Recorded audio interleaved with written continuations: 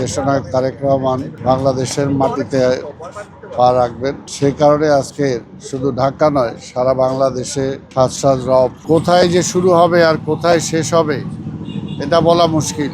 ইনশাআল্লাহ আগামী 25 তারিখ সকালে বিএনপির ভারপ্রাপ্ত চেয়ারম্যান দেশনায়ক তারেক রহমান বাংলাদেশের মাটিতে পা রাখবেন। সেই কারণে আজকে শুধু ঢাকা নয়, সারা বাংলাদেশে সাজ সাজ রব শুরু হয়েছে। দীর্ঘ 17-18 বছর প্রবাস জীবন কাটানোর পরে আজকে যখন দেশে ফিরে আসছেন এবং ফ্যাসিবাদ মুক্ত স্বৈরাচার মুক্ত বাংলাদেশে, তখন স্বাভাবিকভাবে এটা আমাদের বিএনপির নয়, শুধু সারা দেশের মানুষের মধ্যে এটা একটা আনন্দের বাতাস বইছে। এই আনন্দ গণতন্ত্রের উত্তরণে আনন্দ।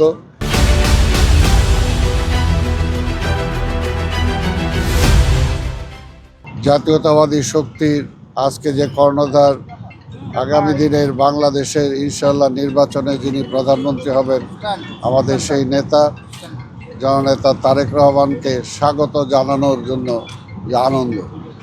তাই আমরা বিশ্বাস করি আগামী 25 তারিখ কোথায় যে শুরু হবে আর কোথায় শেষ হবে এটা বলা মুশকিল।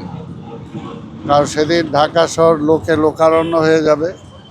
শুধু বিমানবন্দর নয়, বিমানবন্দরের থেকে শুরু করে আশেপাশের যে রাস্তাঘাট যেগুলো আছে, আমরা আগেই বলেছি যে আমাদের পুলিশ ভাইরা যারা ট্রাফিক সিস্টেমে যারা আছেন তাদেরকে বলেছি যে তারা যাতে বিকল্প রাস্তাগুলো তৈরি রাখে, যাতে জনগণের যাতে যাতায়াতের কম অসুবিধা করে যতটুকু ব্যবস্থা করা যায়।